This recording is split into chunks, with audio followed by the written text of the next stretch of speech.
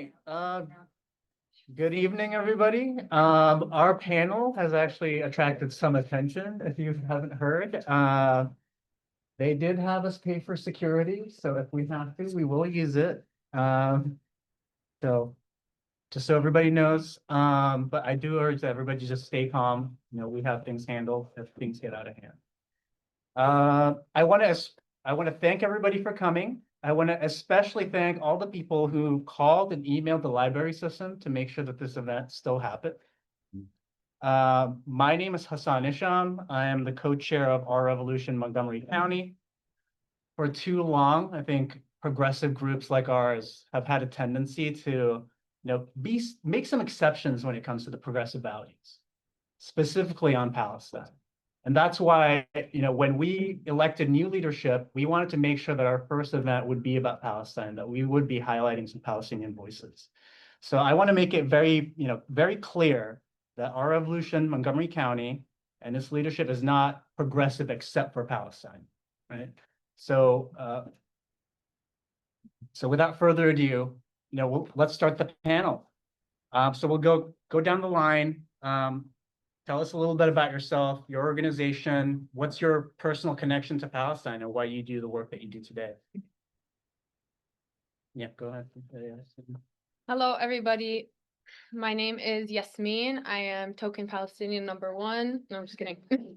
I am an organizer with Maryland to Palestine. If you haven't heard of us, we are a grassroots organization. We've been organizing in Maryland for probably 5 years now. And yeah, we are Palestinian led. My connection to Palestine is a bit obvious. Anything else? Yeah, go ahead, Ramsey. Go ahead. My name is Ramzi Hanhan. I was born in Jerusalem. I came here being Michigan, when I was 16, and then I moved over to this area around 1997. And I've been here ever since, between Montgomery and Howard counties. I worked as a scientist for a while, until I decided I have a very important story to write, and that's the story of what's happening in Palestine from the ground, from the point of view of an ordinary person, going from the point of view of an ordinary person going through it. And so I will say some highlights about my journey later on today. Sammy. Hi, everybody. I'm Sammy. I'm a member of the Palestinian Youth Movement. It's a transnational grassroots independent movement of Palestinian Arab youth working to liberate our homelands and people from Zionism and imperialism. I'm also Palestinian. My family is from Tulkarem, the West Bank. All right. So Ramsey's written a beautiful book, Fugitive Dreams, that you've seen, that goes through about 50 years of Palestinian history. So naturally, we're going to make him summarize all of it in this short amount of time. So can you kind of walk us through all the key moments that shape the current situation? So Nakba, apartheid, siege, the genocide, and now the current ceasefire from your perspective. Really, in 10 minutes, that's a big ask. If I want you to come out with one number, it's 1948. That is when Palestine ceased to exist as one entity and was replaced by Israel and a bunch of other enclaves, including Gaza. Before 1948, there was no Gaza Strip.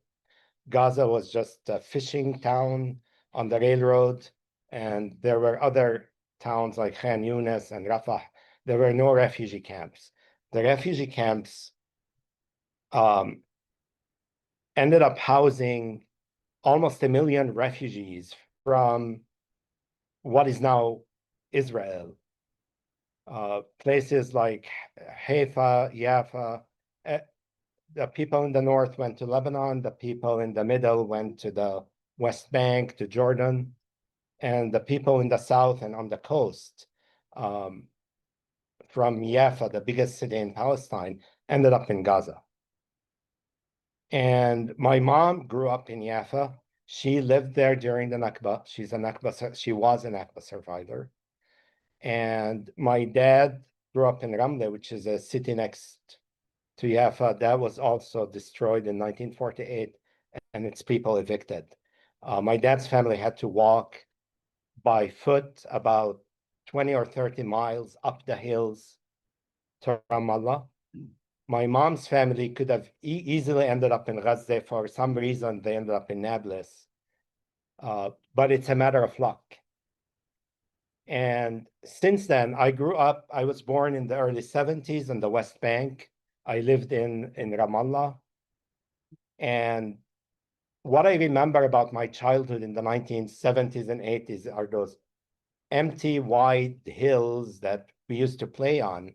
And they were shrinking and shrinking and shrinking because Israelis were sending trucks with mobile homes to go and take over those hills and build what they call settlements. Settlements is really an indecent word because this is not about taking a wilderness and settling it with people. This is a political project, involves displacing us, shrinking the land that's available to us. By the time I left there in the late 80s, 1989, we were constricted. I came back in the 90s during the peace process. We were even more constricted because they put checkpoints in between different places. So you feel like the area available to you is shrinking. And the second half of my book is all about that. I use adjectives like squeezed, suffocated. And that is the general feeling, especially after the wall. There's something I like to say is that just as much as the Nazis built the concentration camps created Nazis. Because when you take an ordinary citizen and put them to guard a concentration camp, they're going to become a Nazi. And that's exactly what's happening with the walls. Every 17-year-old Israeli is given a gun and drafted into the army and said, you're going to guard this place, this wall that dehumanizes those other people. As a Palestinian, I drive around the West Bank. They changed the roads. So if you're a tourist, you're coming on an American passport and you drive around, you don't see any Palestinians in the West Bank. We become invisible, even though we're the majority. You see the signs in Hebrew and English pointing to the settlements and not to the original towns and villages that used to be there and are still there, but are invisible. So genocide is a multi-step process. Killing people is actually the last step. A lot of it begins ahead of time by suffocating and squeezing people, taking away our resources. 90% of the water in the West Bank was taken to Israel. And now even more of that is diverted to the settlements. So our space to exist is constantly shrinking and shrinking and shrinking. Placing a mobile home on the land that is not theirs is violence. But when you come here, the picture is very different. The media and the ecosystem here always talks about Palestinian violence, minimizes Israeli violence. Israeli victims of violence, you see their families, you go into their homes, their parents of the hostages were on TV every other day. Palestinians, you just read a small byline, 100 Palestinians, they don't say killed, they say died in Israel in airstrikes. They don't even name the killer. They don't say Israeli airstrikes. They don't say it's American airplanes that are bombing. They don't say it's American bombs. They just say died. And they don't give any names. You don't know who they are. So just remember, it's people's lives that we're talking about. US aid to Israel before the last 2 years used to be something like $3 billion a year. And now it's something out of 25 billion in the last couple of years by one estimate. And to me, that's personal. That's my tax money. I work and then they take that money out of my salary and they use it to pay for weapons to kill people, my own relatives and friends. So I talk in chapter 16, an entire chapter is on the disinformation that exists in this country about Palestine. And now I talked about the West Bank a lot. Gaza, whatever I said, multiply it by 10. Between 2006 and 2023, Gaza was bombed 6 times. My book I finished writing it in May 2021. And by the time it was published, October 2022, and I started touring around and talking about it by the middle of 23, Gaza was bombed 3 times. So the average 2-year-old in May of 2023, before October 7, had witnessed 3 bombing campaigns where for days you have airplanes flying and dropping bombs and you hear explosions. And for the average 18-year-old, that's 6 bombing campaigns. But of course, you turn on the TV and all they talk about is October 7. You write to your representatives, they give us letters that says October 7. Can we move on? Can we talk about 1948, please? That's all I have to say. Thank you. You've spoken a little bit about the Nakba, the siege, and the genocide. Speak a little bit about the apartheid element. I think some people are still, kind of find it shocking that we're comparing, a modern day situation with something like, apartheid South Africa. Can you speak a little bit about that? Okay, so let's throw in some more numbers. Population about 12 million people. 6 million Israelis, 6 million Palestinians, give or take. My numbers are probably outdated. The 6 million Jewish Israelis, they get full rights. They can vote. They can do anything. They can travel freely. They can go in and out. Palestinians, we have a different law. We have a different system. So if you're in the West Bank, the Jewish Israelis that are living in the West Bank in settlements that are stolen from lands that belong to Palestinians, they get to travel freely. We don't. We have to go through checkpoints. We have to get permits from them to go from Ramallah, which is like 10 miles north of Jerusalem. So it's like, you want to go from Silver Spring to Alexandria. That's the same distance from Ramallah to Bethlehem. Both of them are Palestinian cities, but the road between them, you cannot go through Jerusalem if you don't have that permit. So you have to go all the way around halfway to the desert and experience more checkpoints.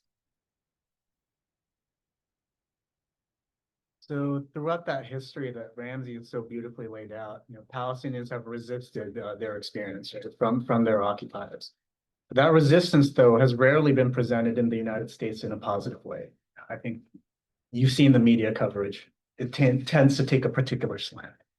So Yasmin, can you kind of give us a primer on, what is the Palestinian view of that resistance, of what it's trying to achieve? So for the infiltrators in the crowd, take out your pens. This is going to be really good for you. We're going to talk about resistance. So resistance in general is historically oppressed people have addressed and fought against their oppressors, fought against violent systems that have tried to diminish or destruct their lands and their rights.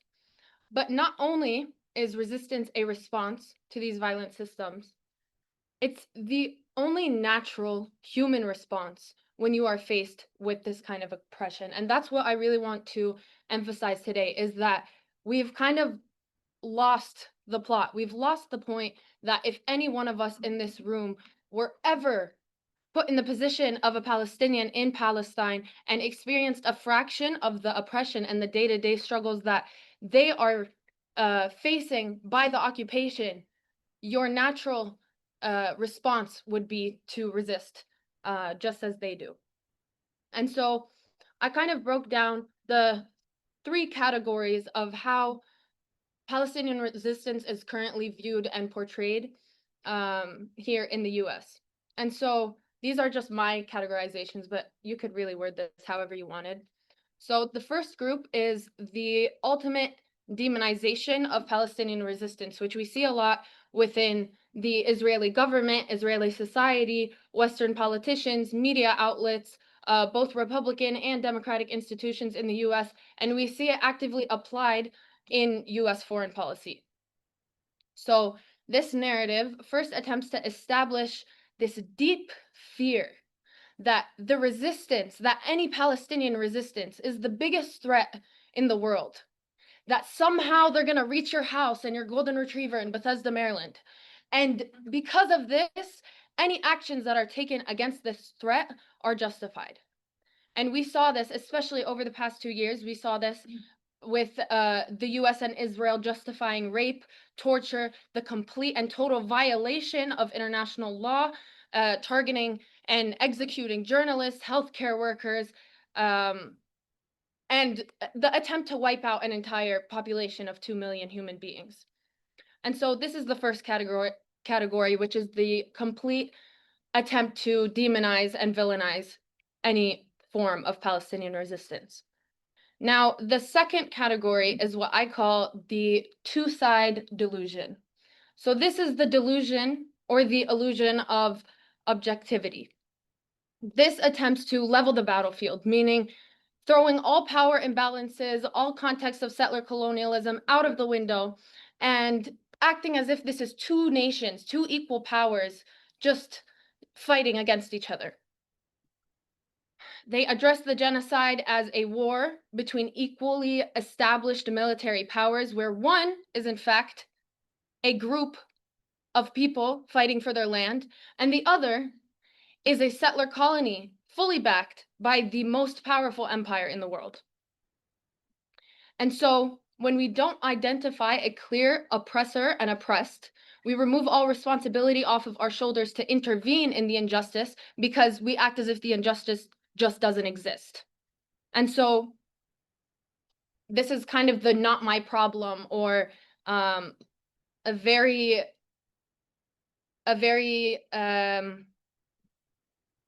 silly attempt to be neutral in a situation that is not neutral whatsoever. And again, this becomes a green light for occupation and genocide. And then the third category is liberalism and the warped support of Palestinians. So over the past 2 years, I've seen this category really increase with the shift of popular opinion towards Palestine. So it's more of a sympathetic view of Palestinians. We often see this, for example, within international humanitarian organizations, even some democratic organizations who are still trying to keep that facade of valuing all human lives equally, and then on individual levels, of course. So unlike the second category, a lot of these people actually have a true sense of injustice in their hearts, and they have good intentions, but it comes out in a way that is uneducated and is damaging to Palestinians, because ultimately this attitude that they have does not come from actually listening to Palestinians and listening to the occupied people.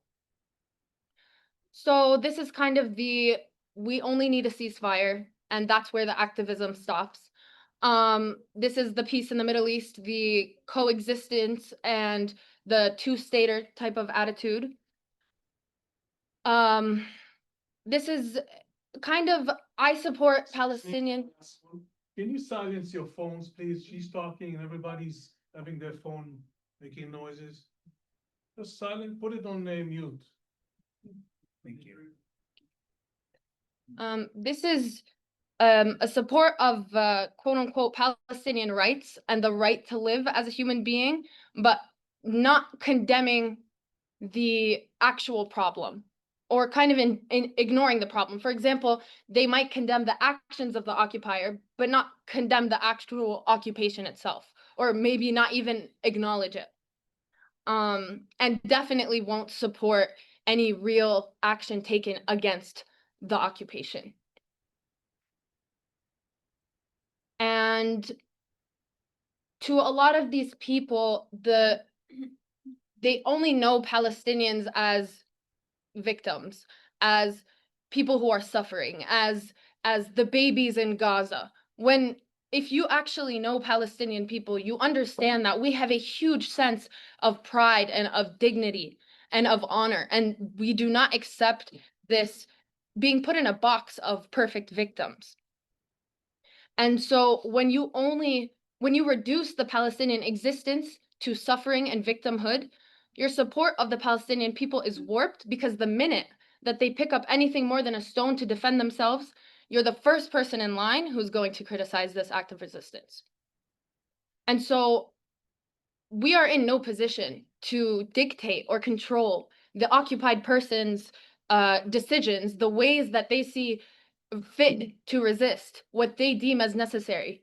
We don't live under occupation. We will never know what it's like to live under occupation. I don't care if you watch the news 24/7. You don't know. And so we are nobody to dictate how they decide to resist.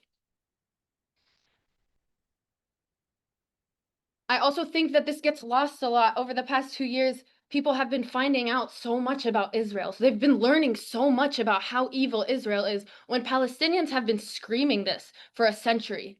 And so we know the enemy better than anybody else knows the enemy, better than the enemy knows themselves. So when Palestinians are telling you about their lived experiences, listen to them, because they know. You don't have to wait more than 2 years to find out for yourself. And so the point of, I guess my biggest point is that nobody in this room would accept the circumstances and the conditions that Palestinians are forced to accept and live under.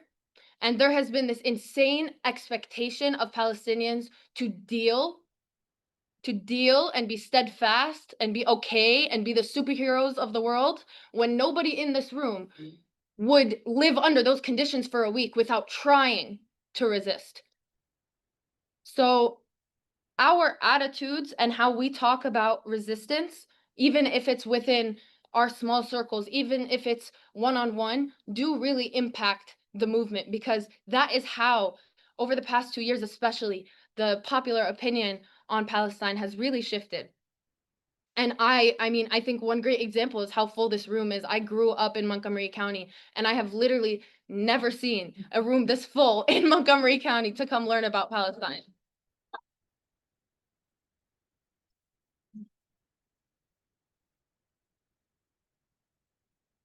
The only way that the occupation and the US can continue to do what they do is if we allow it. And that includes how we talk about resistance. So if you are in any of the categories that I mentioned, reassess and listen to the people who know what they're talking about, because they live it. And when I talk about resistance, I'm not talking about one form, because resistance comes in all forms, and no form is too small to offend the West. So poetry, art, farming, chefs, scientists, anything that preserves Palestinian culture, that fights against the erasure, that fights against the ethnic cleansing, is going to be targeted. So do it. And we can also look at the oppressor's reaction to gauge how effective our resistance is. And I think one good example of this is we have seen illegal kidnappings, attempts to deport legal US residents because of their involvement in encampments, because of their involvement with advocacy for Palestine. That reaction from the oppressor, it's not just repression. We have to look at it as what we're doing is successful and it's making a difference, and that's why they are scrambling to try to silence and get rid of these people who are actually leading and making a difference. And on the topic of people being kidnapped, people being unlawfully locked up, I want to talk a little bit about our political prisoners in Palestine and how they resist. This is one form of resistance, how Palestinians resist while they're in a jail cell. So I don't know how many of you guys have heard of Walid Daqqa, but he was a very popular and very amazing one of our Palestinian political prisoners. He was born in 1961 in the 48 territories in occupied Palestine. So he had Israeli citizenship, completely working class background, your average Joe under occupation. But in the early 1980s, he joined the PFLP, the Popular Front for the Liberation of Palestine. And he was basically accused of leading an underground militant cell that killed an Israeli soldier in 1984. So during his sentence, Walid Daqqa became this example of how Palestinians have turned the Zionist jail cell into a site of resistance, as he contributed a lot to the prisoners' movement. So he contributed literature, he contributed about 8 books, countless essays, poetry, and he was a big part of helping secure the right to education in prison. He also received his bachelor's and master's degree while he was in the prison. And one form of resistance that he engaged in 2020 that many of you may heard about was smuggling his sperm out of the prison to be able to reproduce with his wife, Sanat Daqqa, which was successful, and they had a daughter named Milad. So during his imprisonment, unfortunately, Walid was terminally ill with cancer, and he was, of course, neglected and denied the medical care that he needed by the Zionist entity.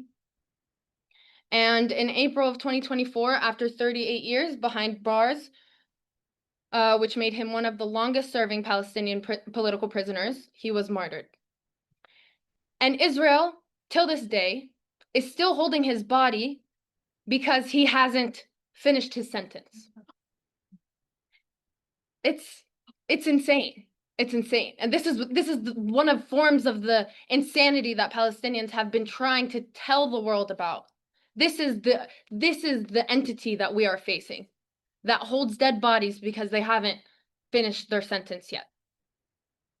And so the reason why I wanted to share Walid's story was because while he was in prison, there were international campaigns fighting for his release. Amnesty International was calling for his release, and all of this pressure unfortunately failed.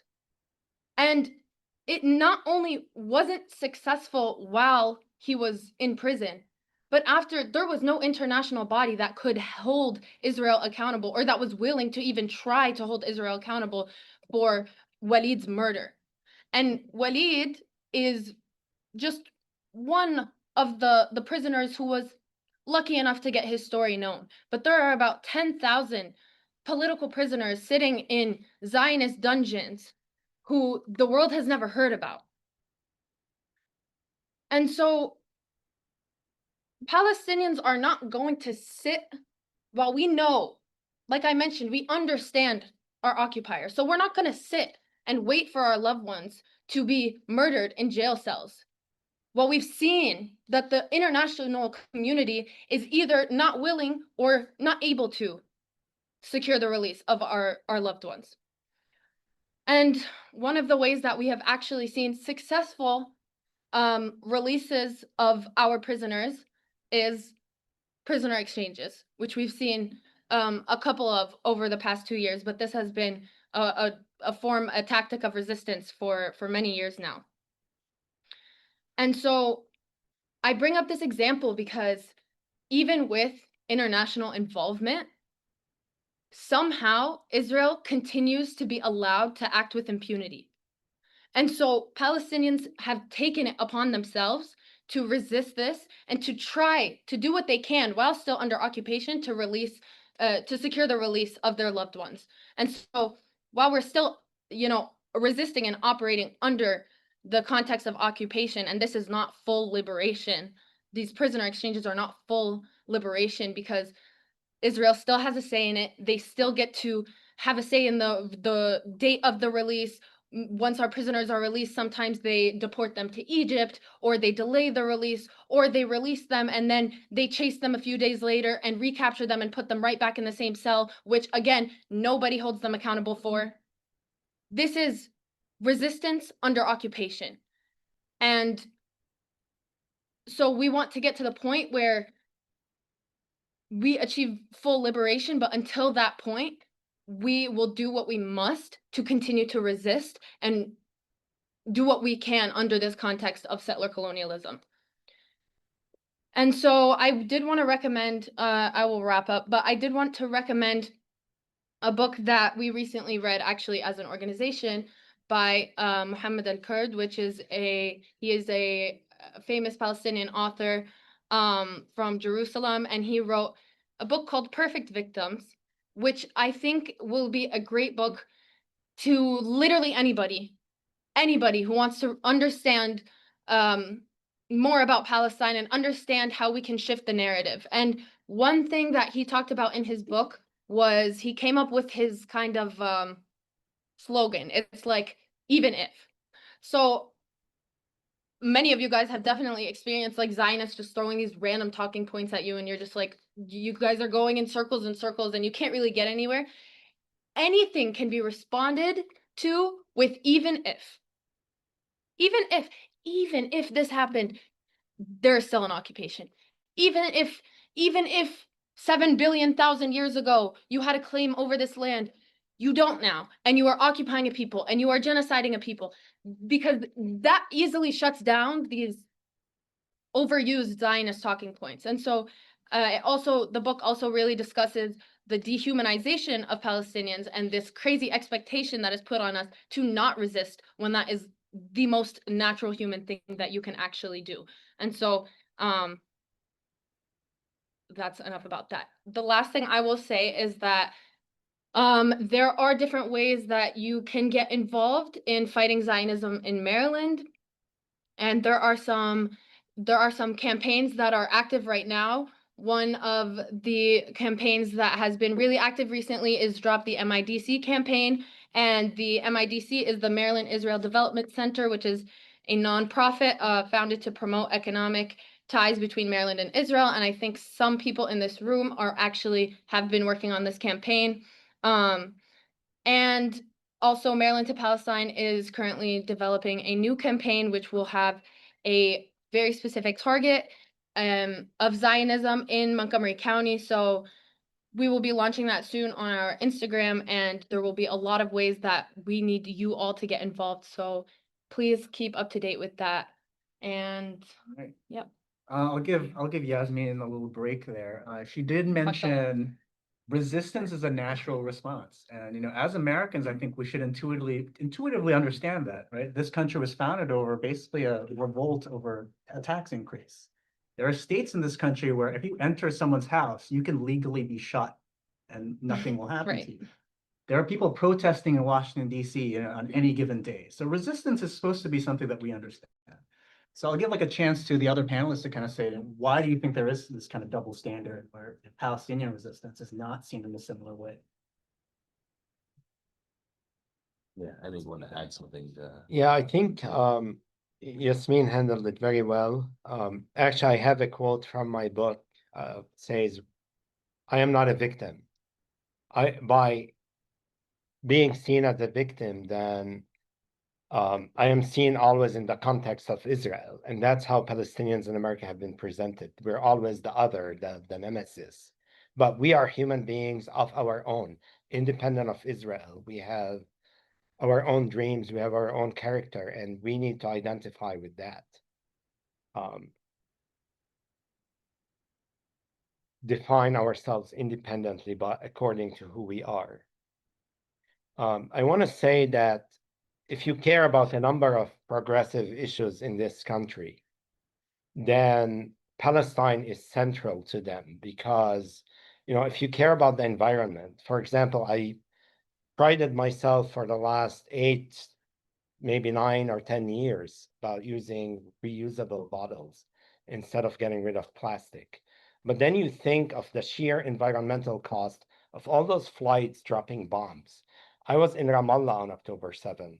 When the Israelis started flying airplanes, the first few days they flew over the West Bank, possibly to intimidate us. And I could hear every flight, every 5 or 10 minutes, 24/7, for several days nonstop, one flight after another, and they're dropping bombs.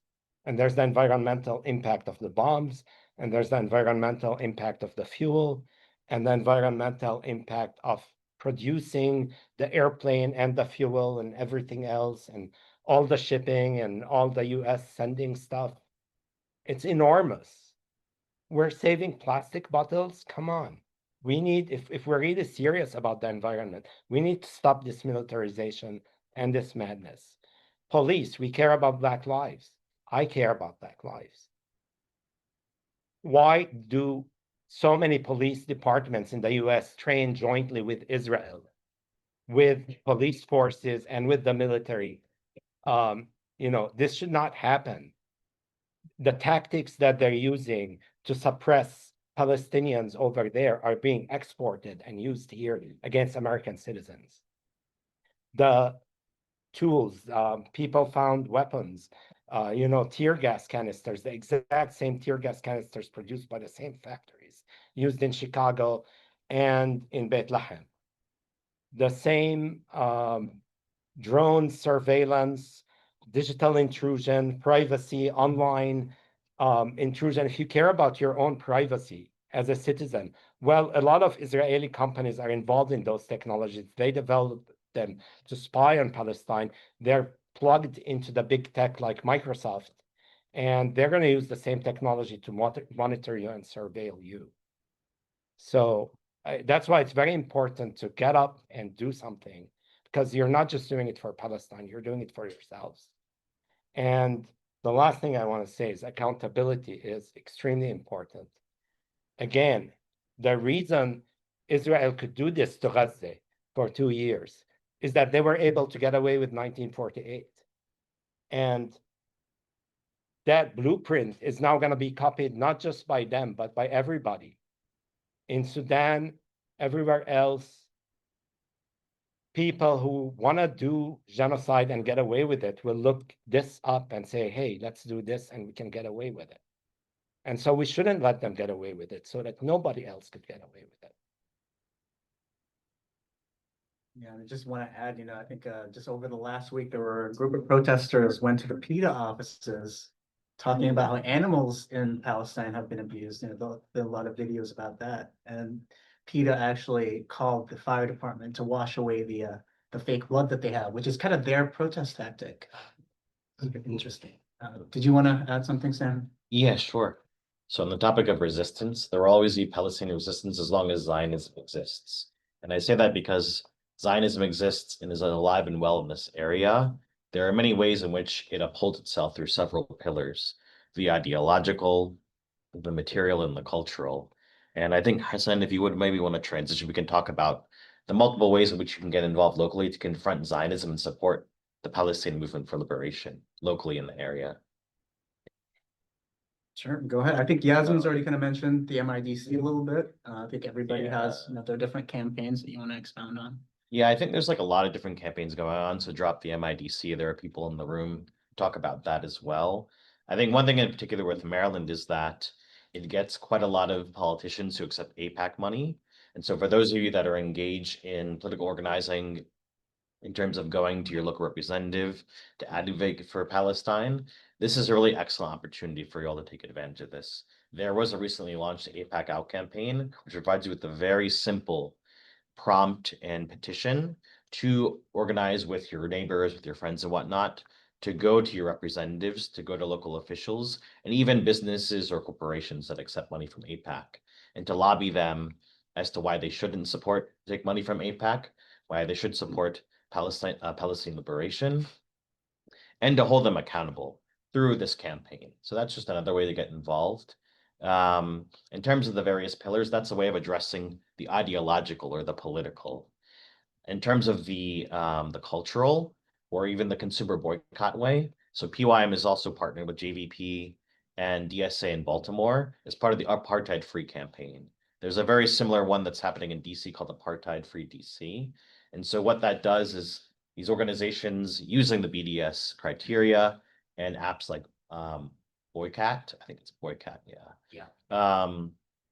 are able to provide criteria that businesses, shops, restaurants are able to apply against their own practices and either improve them, or if they have those standards already, they are officially like apartheid free in a sense. And so it's a way to kind of normalize and popularize the idea of BDS, of normalizing the idea of Palestine and Palestinian liberation, and building like a popular cradle to support that. And then at the higher level, campaigns like Drop the MIDC, Break the Bonds that JVP, Baltimore, and DC are also implementing to divest, I think it's like $74 million of Israeli bonds from the Maryland State Retirement and Pension System. These are campaigns that attack the material front. So the money that is used to support the Israeli government and its military operations. There is one campaign actually that I want to talk about that's not happening in Maryland, it's happening in Virginia, but it gets to what Hassan was going to ask about what we can do locally and what are the biggest demands coming right now. So we have the ceasefire. That was something that came out at the beginning of the genocide and was the primary demand, at least the most popular, wide-known demand. But the thing that was always missing from that was the higher demand of an arms embargo. In order to have a lasting ceasefire, we really do need to stop the flow of weapons, weapon components, and military cargo that are going to and from the Zionist entity of Israel. And so that takes multiple forms. It takes the forms of people blocking boats, for example, or attacking military manufacturing plants. We've seen things like that, but also takes the form of divestment as well. So PYM has a Mask Off Maersk campaign, which is targeting the shipping giant Maersk, which you've probably seen their trucks and ships. So they are the primary shipper of weapons components and military cargo coming from the US and going to ports in Haifa, for example. This is a very much a smaller part of their business, and Maersk is a company that cares a lot about its image. So it's very much a strategic move to get them to divest from all of their shipments of military cargo and military and weapons components that is sending to the Zionist entity of Israel, and more broadly for Maersk to end all its contracts that invest in death and genocide. Locally in Virginia, the pension system there is invested in about $300 billion, not only in Maersk, but in Lockheed Martin, in Boeing and Northrop Grumman and so forth. And so a statewide coalition, including PYM, has come about in the past 6 months to push through popular campaign, through canvassing and so forth, to divest the pension system from these companies and reinvest those in things that actually do support people's lives, like public education and healthcare and so forth. And so I say all those things because I know we talk about these things in the abstract and very high level, but there are actually already existing campaigns that if you're not already a part of Our Revolution MoCo, you can join. They're readily available, like MDP2P, for example. They have signups for their campaigns to get involved. VRS, although you don't live in Virginia necessarily, you can sign for canvassing on the weekends, for example. And these are very small but important steps. They're doing the long-term work. We've been to protests, and protests are an important part of political organizing, but early in a period where we're starting to transition from mobilization into organization, into long-term campaigns that can finally break Zionism and all its pillars and truly like liberate Palestine. So all these different campaigns, I wasn't able to prepare a flyer, unfortunately. I do have all the links and QR codes for those that are interested. I know, Hassan, if you would want to put them up on the screen or something, you have a projection? Okay. But I think we'll all be up here at the end, or people have questions at the end. But those are really the main things I wanted to talk about. We'd all be more than happy to help you develop your own campaigns or improve your campaigns from our own experiences. Yeah, I think I'll end it there then. Yeah. So I think, we've had, a period of, intensified genocide over the past 2 years, and there's been a lot of struggle in the United States of like getting people aware, getting people involved. Can I speak about the successes that we've seen so far?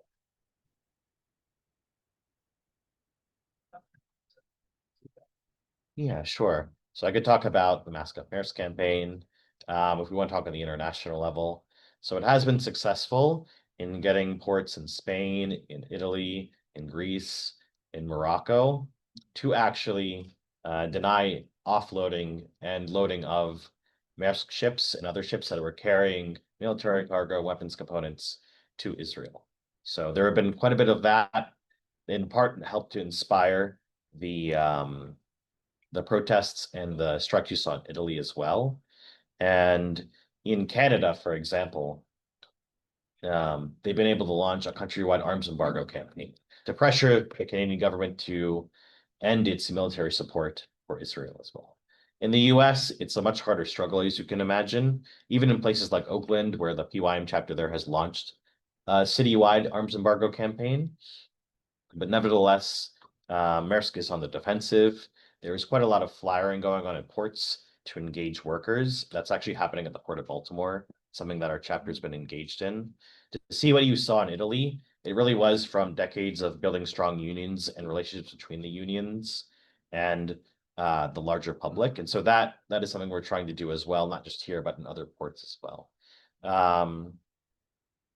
Yeah, so I would say that, and I would even say that the ceasefire itself, though it came at a high cost, is a victory in the sense that, like, if it wasn't for the pressure that was exerted over the last 2 years, that continues to be exerted, I think people should remember that as well, to not succumb to demoralization and things like that. That it is one step closer towards an arms embargo, and an arms embargo is one step closer to lifting the siege on Gaza, and that's one step closer to liberating all of Palestine. So that's how I would frame it for people that maybe feel like this is like an intractable problem, you know. Anyone else want to add to Yeah. that? The way I think about it is every little thing we do matters. The effect is cumulative. And so the important thing is to get out and do something. And the media specializes in giving the illusion that things are intractable because they want us to give up and do nothing. And so if you really care about things, you have to work for them. Can't just say, well, I believe in those principles and then do nothing. When time for action comes, you actually have to do something. Want to add something? Comforted. So just kind of like expanding upon like what Ramsey just said, you know, feeling like you need to give up, right? Because of the ceasefire, I think you see like a lot of people now saying, hey, what are they still protesting for? They got what they wanted, right? What do you say to them? I would say, like, the Palestinian struggle has been going on for 110 years, and the main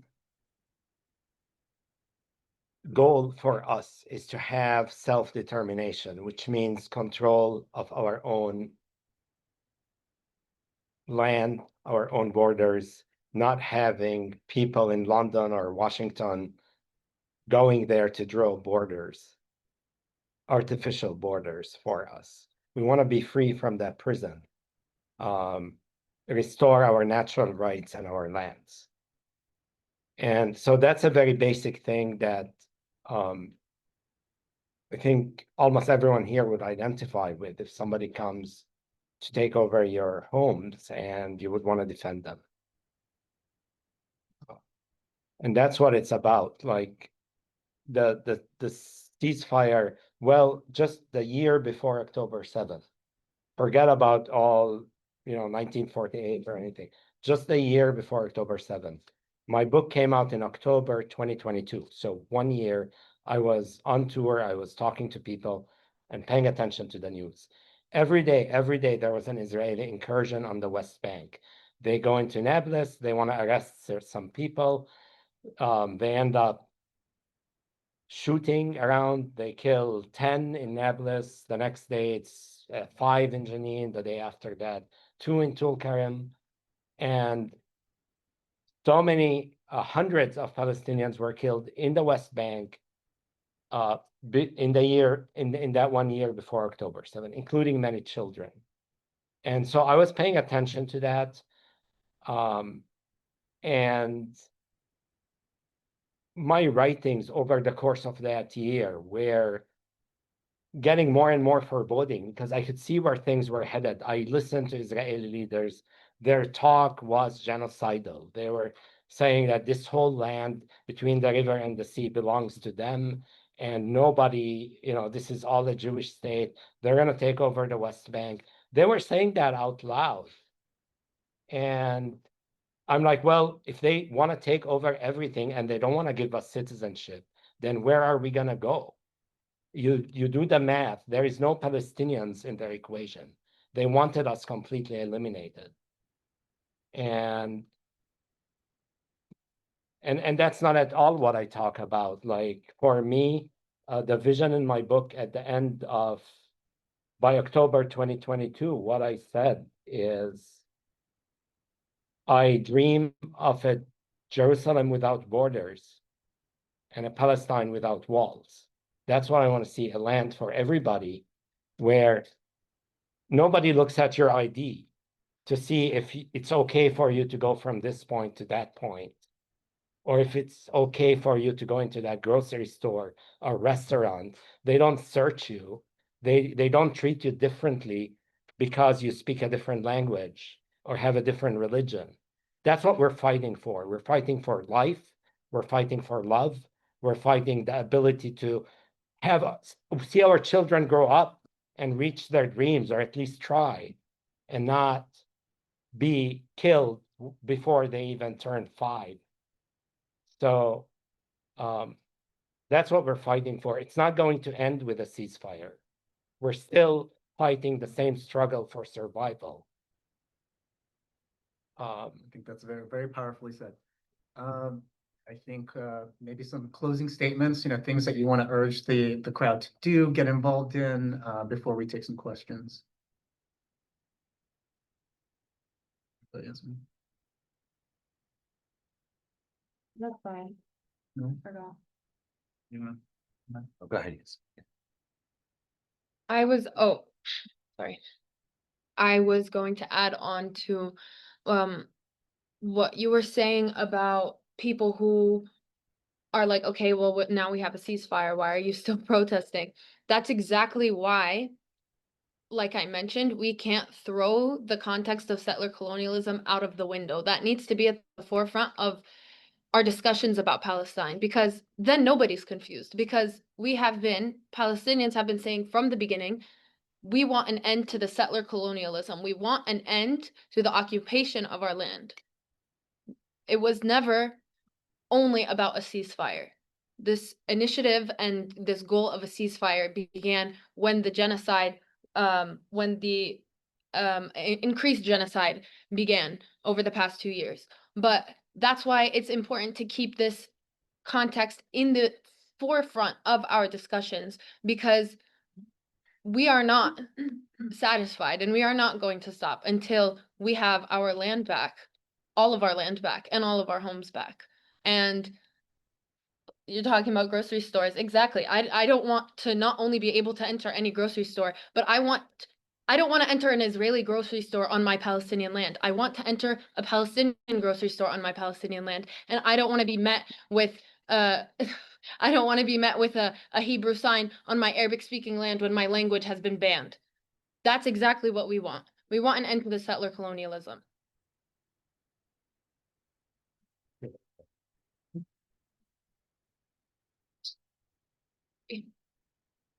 Yeah, I would again recommend people join local groups, organizations, or if they don't exist, to maybe form your own group, even if it's like a study group.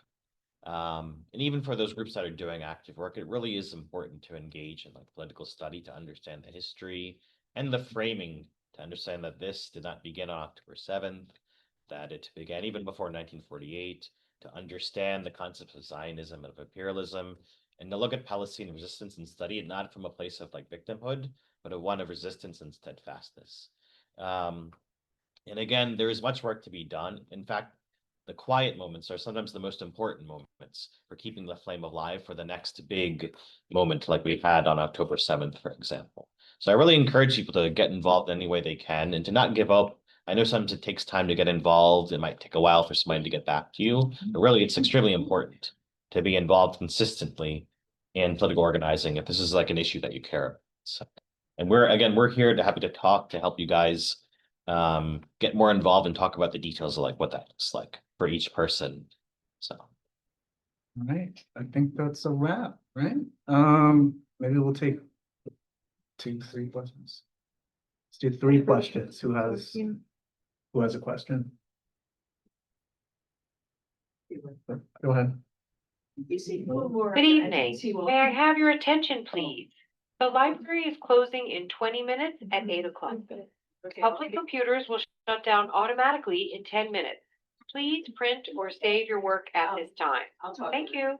Could you say a little more about free speech, like the people that are being arrested in the UK for supporting Palestine action or saying they support it? Also in Germany, some of the international free speech issues, and the solidarity of that. Wants to take that? Yeah, sure. So yeah, I think one of the biggest battles that's being waged is the battle of ideas, again, on the ideological front. So there is a lot of conflating of anti-Semitism with criticism of Zionism, and that being wrapped up in the battle over free speech. But really what they mean by free speech is the ability to criticize Zionism and like the state of Israel and what it's doing to Palestinians. And so being able to wage organizing on that front is another incredibly important thing. And that happens with, for example, anti-BDS laws in Maryland, for example, and lobbying against those, about engaging with news outlets, being able to train yourself and your group to field interviews, to engage in the battle of ideas, and be able to provide analysis that counters what they may be getting from other sources, for example. Yeah, I mean, that's why it's such an important idea. It's such an important area. And that's why we're seeing so much of the suppression on college campuses, for example, because it was more than just about the idea of free speech itself. It was really a focus of these groups are saying things that that put in danger the material investments that the universities have, for example, that the governments have, and these military contracts and whatnot. So, yeah.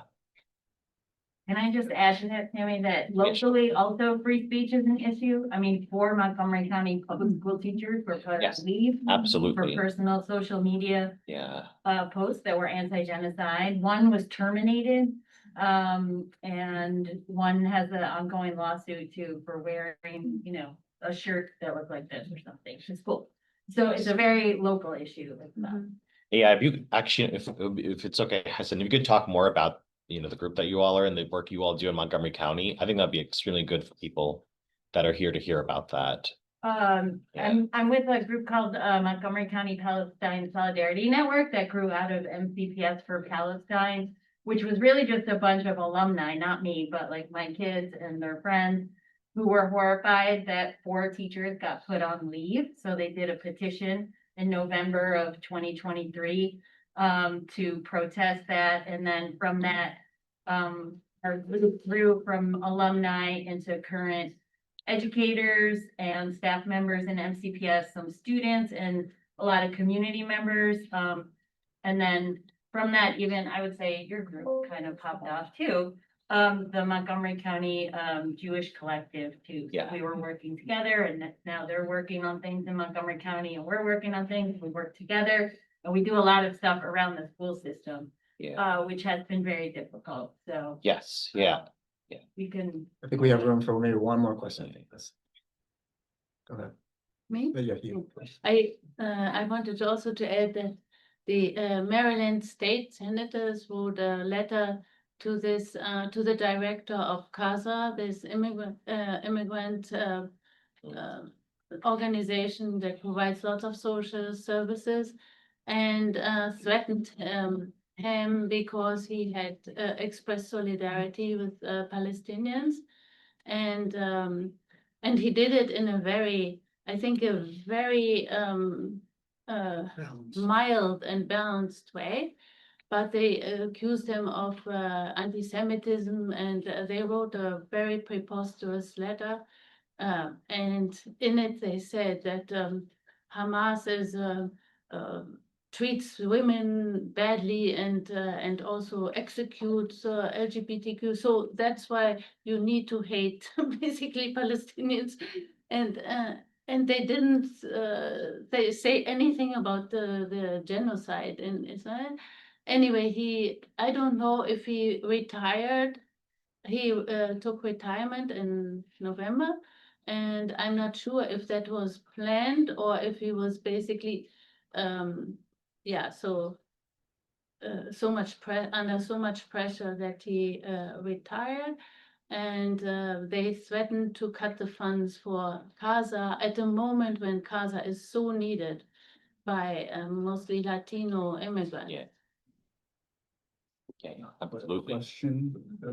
Not a question. And I just wanted to share the Break the Bonds campaign, just put up a website. It's just a little hard to find still, so it's mdbreakthebonds.wordpress.com. If you Google MD Break the Bonds, you will find it. And you can put your name and information in there to get more information about it. And then the Drop the MDC, if you just Google Drop the MDC, you'll find their website as well, so you can get more information about that as well. Yes, absolutely. If you're a public employee like myself, for example, at the state level, this is you have a direct connection which to advocate. And this is the perfect campaign to get involved with for that. So. Well, thank you so much, everybody. I think unfortunately we're out of time. We gotta clean up. Thank you for coming. I have some